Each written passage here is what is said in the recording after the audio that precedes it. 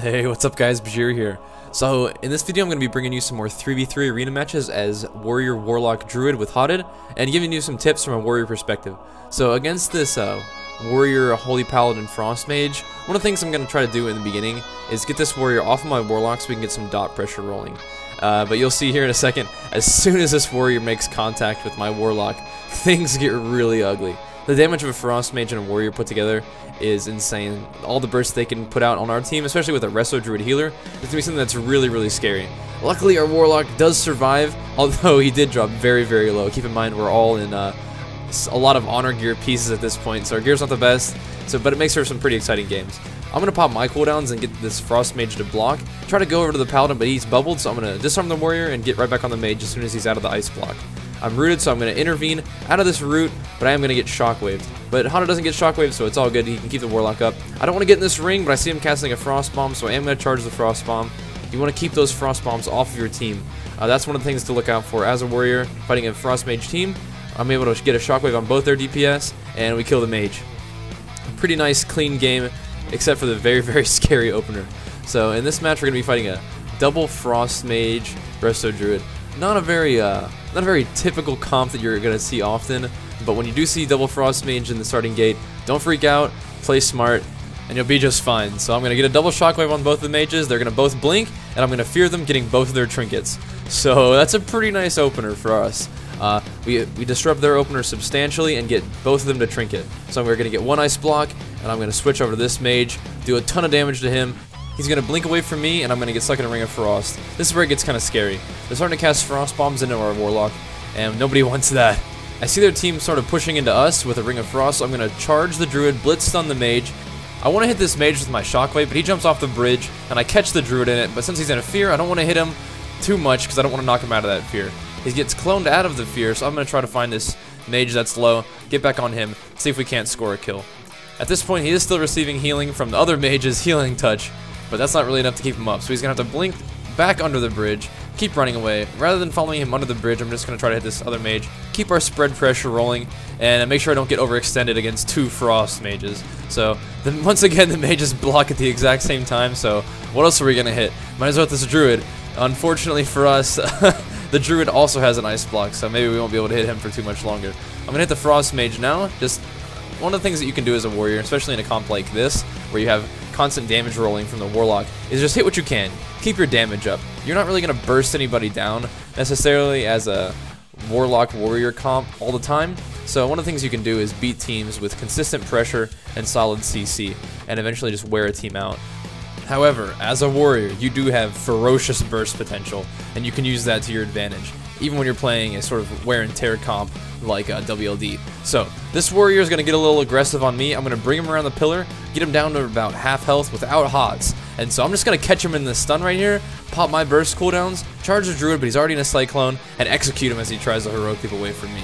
So, yeah. You can definitely put out bursts as WLD. Do not get me wrong.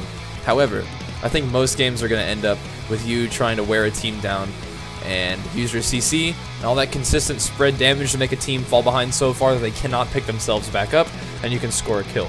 So this is going to be against the same team. Not going to be quite the burst game that it was last time. They're gonna play a little bit more carefully, know what's going on a little bit better, and we're gonna have a little bit more of an exciting game, I'd say. So in this game, they actually get the opener that they want. I don't start on the Warrior, so I really don't allow my Lock to get his dots up, and their Warrior is going to do a lot of damage to my Warlock very fast.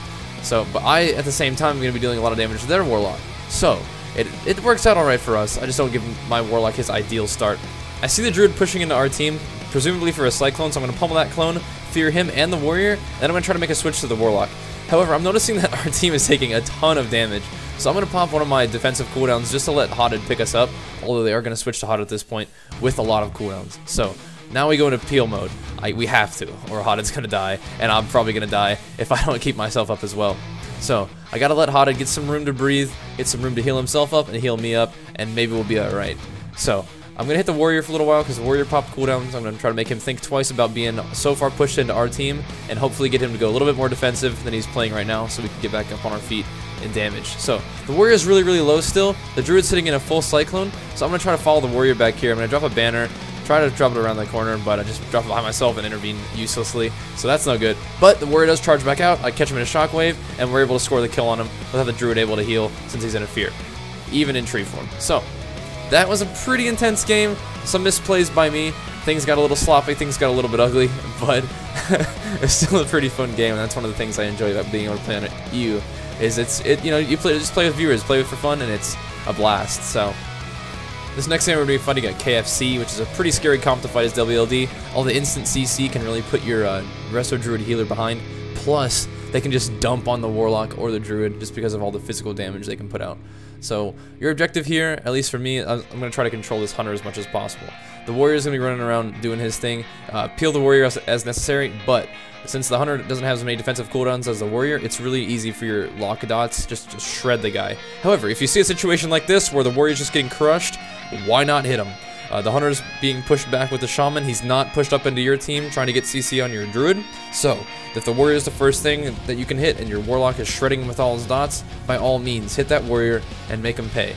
So, now we're going to be fighting at WLS, which is arguably a stronger comp than WLD for a lot of different reasons. They can get out of fears, they can purge hots, and I think right now Shaman healing is just a little bit stronger than Druid healing. However, they're also playing a demo, which makes it a little bit different. So it's a similar comp, but they're definitely more in it for the AoE burst damage rather than the AoE spread consistent damage. So what we're going to have to do against this team is really watch our positioning, make sure that we're not all stacked up when the Warrior and Warlock are popping their cooldowns, and maybe even look for switches of the Shaman. However, I do catch the Shaman in a weird little fear while he's at the end of the bridge, causes him to fall off the bridge, and he decides not to tremor the fear, which causes his Warlock to die.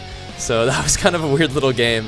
But yeah, definitely against Demonology Warlocks, something to look out for is their huge AoE Chaos Waves with Dark Soul. That will deal a bazillion damage to your team, and you need to watch out for it and try to control their Dark Soul as much as possible. So this is up against the KFC with a Druid and a Survival Hunter, which is kind of strange. But they put out a lot of pressure, did a great job, so definitely something to be taken seriously. I'm going to get double cloned here, unfortunately for me, so I'm going to trinket the second clone because I really do not want them to continue their pressure on Hotted without my peel. So one of my best peels as a Warrior, at least against the KFC, is a peel with damage. The Hunter cannot attack while deterred, and if you can pop all your cooldowns in this Hunter, especially when he's out of LOS of his healer, he will have to deter or he's going to die. So we're going to catch him in the middle of the map again. It's just me and him, so I'm going to get him in a slow, and then I'm going to root him. I'm going to follow up that root with a shockwave, but he deters the shockwave, which is very good. That happened at the exact same time, so he'd be predicting that, which is very, very smart play by him. So, we're getting really good position on these guys at this point. Both my Warlock and Druid are up top, which lets our Warlock pour damage onto their team, and keeps our Druid safe from CC so we can keep free casting those big heals. As soon as this Hunter pops Stampede, I'm going to fear the entire Stampede, which fears the Warrior along with it, which is great.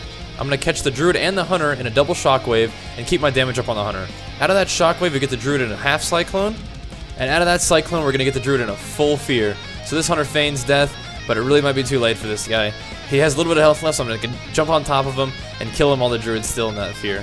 So, as you can see, WLD can put out a lot of CC. That alone right there, that was 4 seconds of Shockwave, 3 seconds of Cyclone, which could very well have been 6 seconds of Cyclone, and then a whole 8 seconds of Fear. So, if you line up your CC well and put out your pressure, you can score some pretty nice kills. Anyway, hope you guys enjoyed the video. Had a lot of fun playing these games with Hotted and Davex over on the EU servers. Storm Scale EU if you're curious. Definitely enjoy making these arena commentaries as well. Hopefully they're helpful for some of you guys, or at least entertaining, because they're a lot of fun for me to make. And if you enjoy them, be sure to let me know, because I'm happy to make some more. Anyway, thanks for watching, guys. Once this video goes up, I'm probably going to start the stream out for the morning, stream for a couple hours before the gym. Come hang out with me. It's on twitch.tv/Bajheera. Alright guys, hope you enjoyed the video, and I'll see you next time. Peace!